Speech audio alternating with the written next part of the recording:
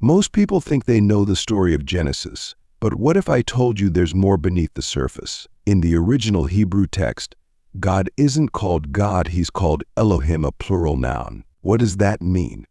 Are we talking about multiple divine beings? And why does Genesis mention the deep echoing ancient myths about chaotic seas? Today we're diving deep into the hidden layers of Genesis 1 to 11, where we'll uncover the mysterious Elohim, the cosmic waters, and the shocking truth behind the tree of knowledge. If you're ready to challenge everything you've been taught, stay tuned.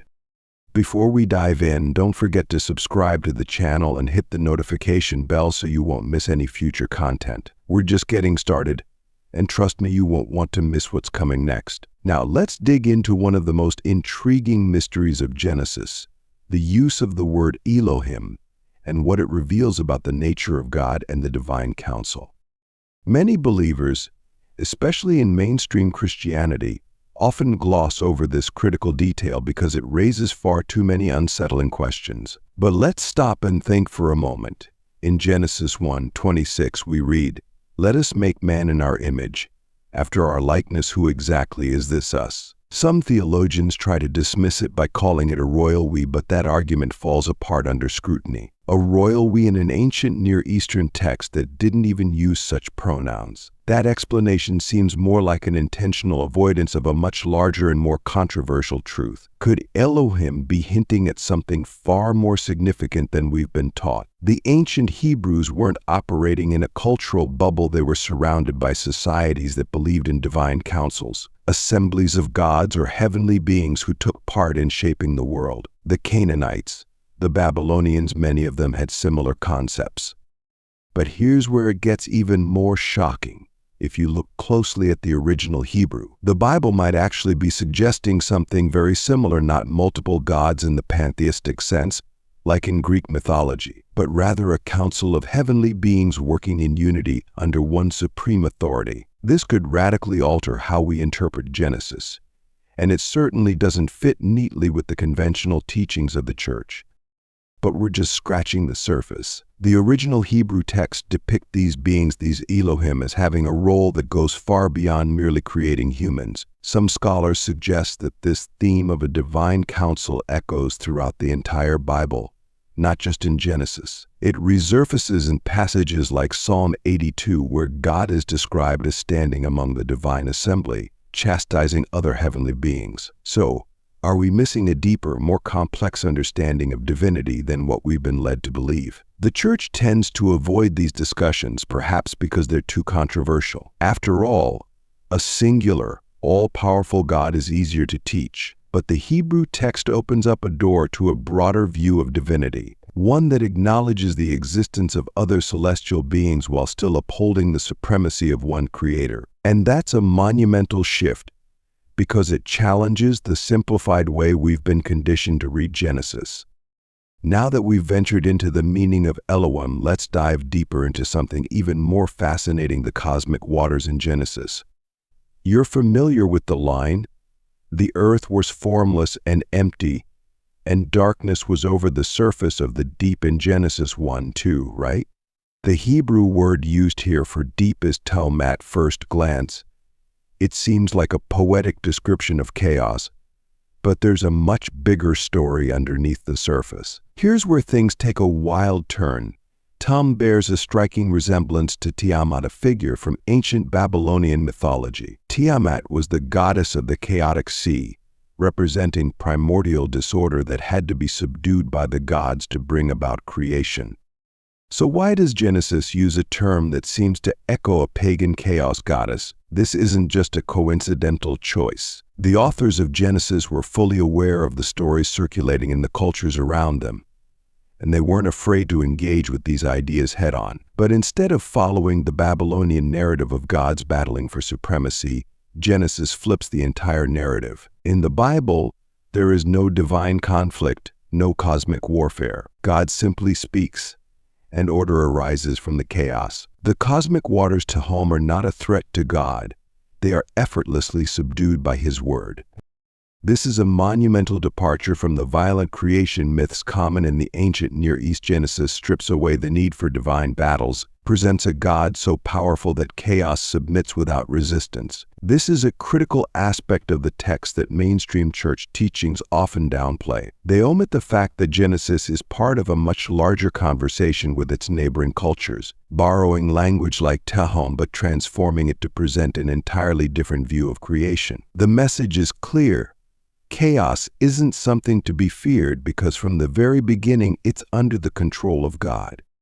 And let's not forget about the significance of water. In ancient cultures, water was often seen as an uncontrollable and dangerous force, something that humanity could never fully master. The Bible repeatedly uses water as a symbol of chaos, whether in the flood narrative or the parting of the Red Sea. So, when Genesis opens with the image of this cosmic sea, the audience is meant to feel the weight of what's happening. The very thing that other cultures feared, this primordial chaos, God commands with ease. The text directly confronts these ancient fears, declaring, "You see all that chaos out there. It's nothing to God from the very start.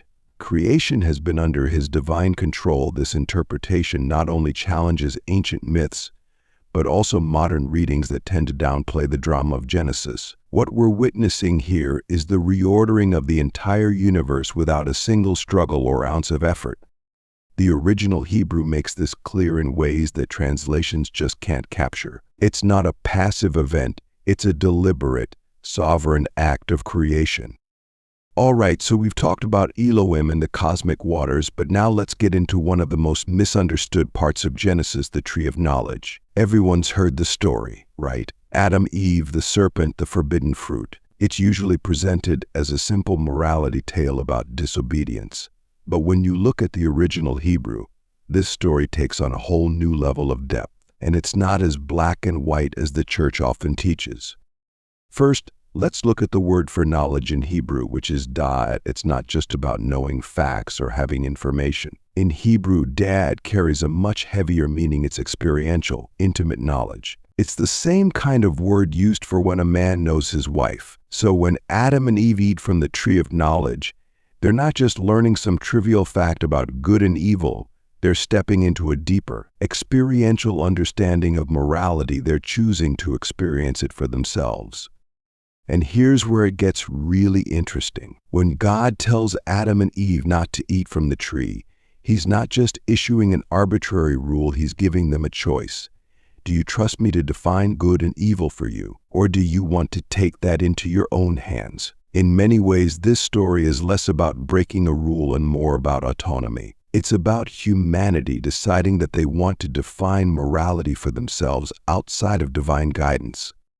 Now, the serpent's role in this story is crucial. The Hebrew word for serpent is Nachash, which can also mean the shining one or diviner in ancient Near Eastern cultures. Serpents were often seen as symbols of wisdom and immortality.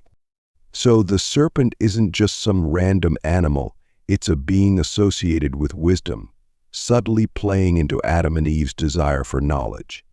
It doesn't lie outright. It says, "You will not certainly die. For God knows that when you eat from it, your eyes will be opened, and you will be like God, knowing good and evil." And guess what? The serpent was right. Their eyes were opened. They did gain knowledge, just like God. But here's the twist. The knowledge they gained didn't bring them the empowerment they expected. Instead of leading to liberation, it brought shame and separation. They weren't ready to carry the weight of defining morality on their own. And here's something the church doesn't emphasize enough. God didn't curse the humans in response to their actions. He cursed the serpent in the ground, but not Adam and Eve themselves.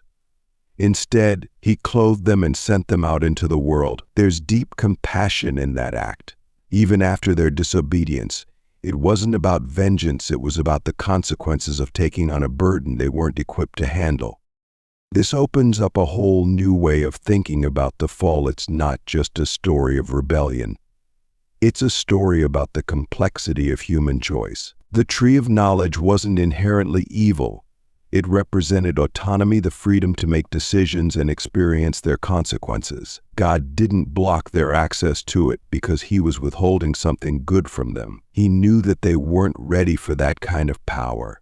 and that's why the prohibition was there. In mainstream church teachings, the focus tends to be on the sin of disobedience, but the original Hebrew shows us a much more nuanced story. It's about humanity stepping into the role of moral decision-maker, something we weren't prepared for, and this choice to define good and evil for ourselves has shaped human history ever since. The fall wasn't just a moment of failure, it was a pivotal point where humans stepped into a new kind of existence, one where we bear the weight of our choices. Genesis 6:1-4 introduces us to the sons of God and the Nephilim. Most people have no idea what to do with these figures, and honestly, translations don't help. The sons of God in Hebrew are called Ben Elohim, and yes, that's the same Elohim we've been talking about. We're dealing with divine beings here, not just some metaphor for human rulers like some traditional teachings claim. The text is clear these are supernatural entities who interact with humanity in a very physical way. They take human women as wives and produce offspring, and these offspring are called the Nephilim, which translates roughly as giants or fallen ones. Now this opens up a whole new can of worms. Who are these sons of God?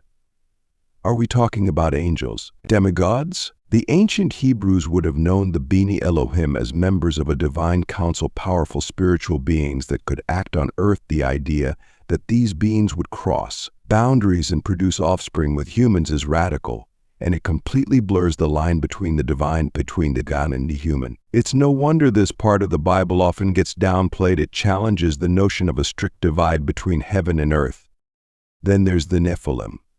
These hybrid beings are described as the heroes of old, men of renown. These aren't just big, strong men, there's something more. Think about it, why would the Bible bother mentioning them if they were just strong humans? No, these beings represent something much more complex. In the context of ancient Near Eastern mythology, giants often symbolized chaos or beings that disrupted the natural order. What's fascinating here is that Genesis is acknowledging the existence of these extraordinary beings without glorifying them. They're presented almost as a problem, something unnatural that needed to be wiped away by the flood that follows shortly after. And speaking of the flood, this is key. The story of the Nephilim comes right before the narrative of Noah. It's not a coincidence that God decides to flood the earth after these beings show up. The Hebrew text suggests that the boundaries between the divine and human realms have been crossed, and this results in a world so corrupt that God decides to start over. The existence of the Nephilim is framed as part of the reason for the flood. They represent a violation of the natural order, an unholy mixture of the divine and human that throws creation out of balance. This part of Genesis directly confronts the idea that the spiritual world is neatly separated from the physical one. The Nephilim story is a reminder that the divine and human worlds were seen as intertwined, and sometimes dangerously so. That's a perspective you don't often hear in church. We're usually taught that the spiritual realm is something up there, distant and unreachable. But Genesis paints a much messier picture. Divine beings don't stay in their realm, and when they cross over into the human world, things get chaotic. And let's not forget that this isn't the only time the Bible talks about divine beings interacting with humans. Later in the Bible, especially in books like Daniel and Ezekiel, we see visions of angelic beings influencing human events. But here in Genesis 6, it's not just influence, it's physical interaction, crossing the line between two worlds. This blurs the traditional boundaries we've been taught, pushing us to rethink what kind of interaction the Bible says happened between heaven and earth.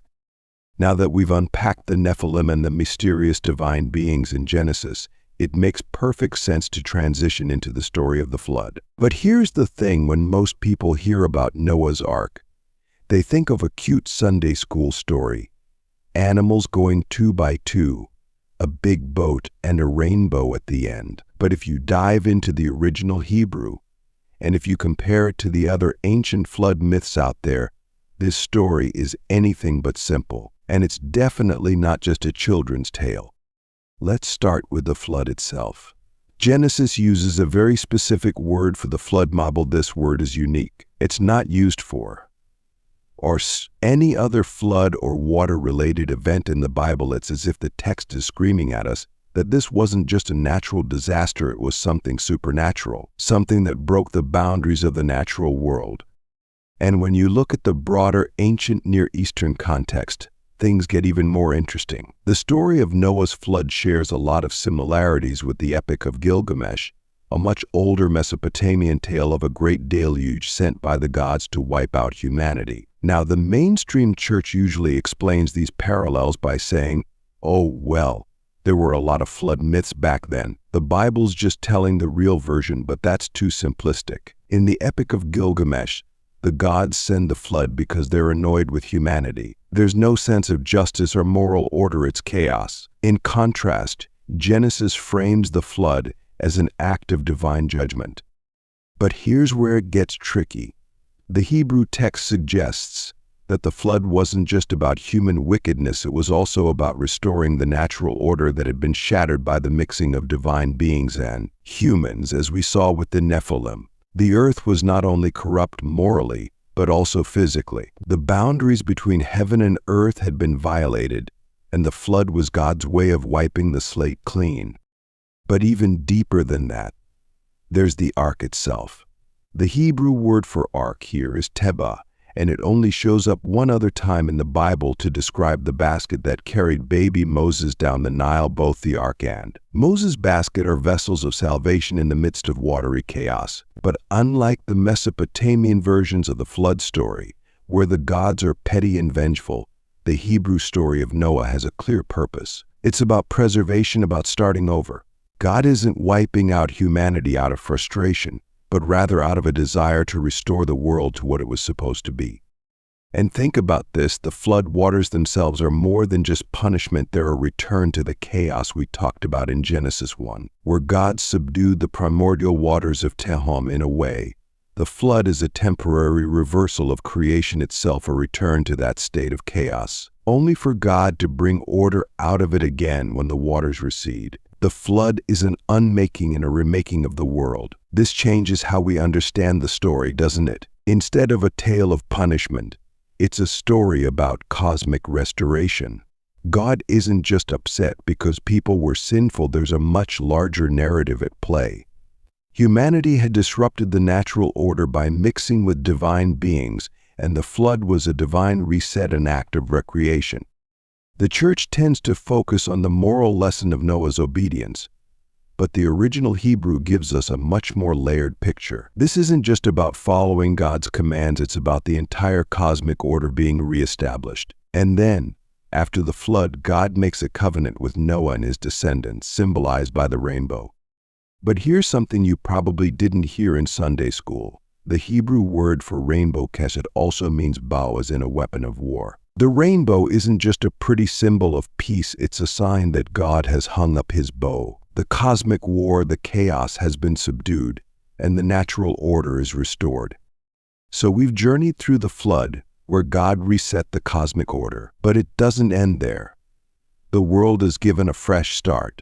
But what happens next? Humanity comes together again. And that brings us to the Tower of Babel, a story that's way more controversial and significant than you might have been taught. Mainstream church teaching tends to treat this story as a simple explanation for the origin of languages. People got too proud, built a tower to reach heaven, and God stopped them by confusing their language. End of story, right? Not even close. The Hebrew text, when you dig into it, reveals a deeper, much more complex narrative that flips the traditional interpretation on its head. Let's start with the tower itself. The Hebrew word for Babel means confusion, but it also directly connects to Babylon, the powerful empire that would later rise and stand in direct opposition to Israel. This isn't just some random tower that people are building, it's a symbol of a much bigger problem: human arrogance and centralization of power. The people say, "Come, let us build ourselves a city with a tower that reaches to the heavens, so that we may make a name for ourselves." This isn't just a story about physical architecture, it's about humanity trying to elevate itself to the status of the divine. They're attempting to assert control over their destiny, over the very boundaries between heaven and earth. The Hebrew text gives the impression that this tower wasn't just about reaching the sky, it was about defying God's plan for humanity. Genesis 1:28 makes it clear that God's intention for humans was to fill the earth, spread out, multiply. In other words, Humanity was meant to spread across the world, cultivating and governing it. But what are the people of Babel doing? They're clustering together, centralizing power in one place, trying to create a singular, unified identity in opposition to the divine mandate. This changes everything. God's scattering of the people and confusion of their language wasn't an arbitrary punishment for building a tower.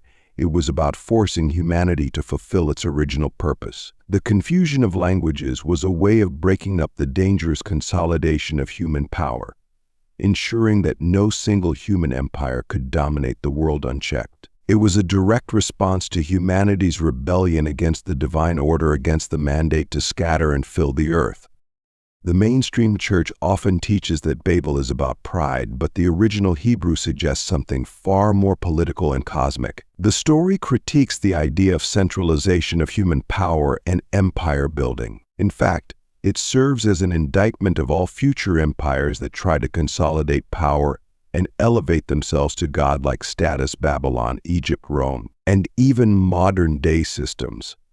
Babel wasn't just an ancient tower, it's a warning against any attempt by humanity to overreach and centralize power in defiance of divine order. And when you look at the broader narrative of Genesis, this story connects directly to everything we've talked about so far, from the disruption of chaos in the beginning to the scattering of the Nephilim and the flood. God repeatedly steps in to restore balance when the natural order is violated. The tower is just another example of humanity crossing boundaries it wasn't meant to cross, trying to take control over its destiny in a way that disrupts the cosmic balance. This story should shake up the way we think about power, control, and divine intervention. The idea that humanity was unified and could have accomplished anything isn't presented as a good thing here. In fact, it was dangerous. Babel was about more than just language. It was about pushing back against the limits God had placed on human power.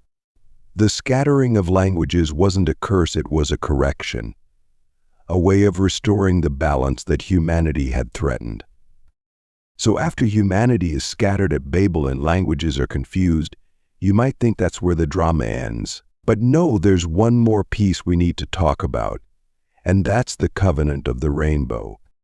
Now, the way most people understand the rainbow is pretty straightforward. It's a symbol of God's promise never to flood the earth again, a sign of peace. But if you take a closer look at the Hebrew, there's a layer of meaning that completely shifts how we think about this moment. In Genesis 9:13, God says, "I have set my bow in the cloud, and it shall be a sign of the covenant between me and the earth." The Hebrew word for rainbow here is kesed, but what you might not know is that this word doesn't just mean rainbow, it also refers to a weapon, a bow used in battle. So what God is actually saying is that he's hanging up his war bow in the sky. It's not just a pretty arc of colors, it's a declaration that the war between heaven and earth, between divine judgment and humanity, is over for now. That's a game changer. The rainbow is not just a promise of peace, it's a visual sign of God laying down his weapon.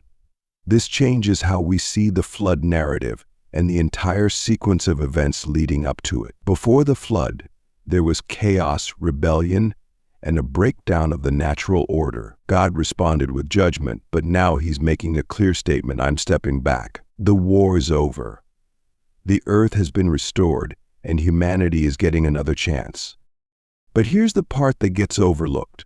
The rainbow doesn't erase the possibility of future judgment. It just promises that it won't come in the form of a flood again. In other words, God's bow is still there. It's hung up in the clouds, visible for all to see. The potential for judgment is still present, but now it's tempered by mercy and a promise of restraint. God is making a covenant not just with humanity, but with the entire earth, signaling that the cosmic war we saw through the flood has been brought to a close, but only under specific terms. And this is where the mainstream church narrative often misses the deeper message. The rainbow isn't just a feel-good symbol of love and forgiveness. It's a reminder of the seriousness of God's interaction with the world.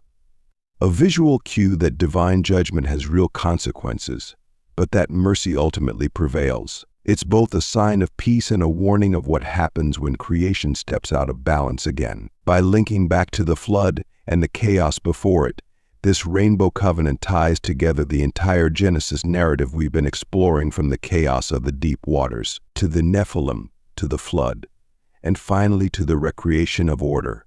It's a reminder that while God is merciful, there are still boundaries that humanity must respect. And the rainbow, or God's bow hanging in the sky, is proof of that dual reality. So what does this all mean? It means that Genesis 1 to 11 is far more than a collection of Sunday school stories. It's a deeply complex narrative about divine order, cosmic boundaries, and the fragile relationship between humanity and the divine. The original Hebrew text reveals layers of meaning that challenge the simplistic interpretations many of us have grown up with. And in that, there's something incredibly powerful, because it forces us to see the Bible not just as a moral guide, but as a story of balance between chaos and order, judgment and mercy, heaven and earth. These ancient texts challenge us to dig deeper, to embrace a more nuanced understanding of our relationship with the divine. It's not just about rules or punishment, it's about balance, trust, and the consequences of human autonomy. Thank you so much for sticking with us until the end of this deep dive into Genesis 1-11.if. This has sparked your curiosity. Make sure to subscribe to the channel for more content that challenges the way you see the Bible. Don't forget to like the video, share your thoughts in the comments below, and hit the notification bell so you don't miss any future deep dives. Thank you for watching, and I'll see you in the next video. God bless us all, and see you in the next video.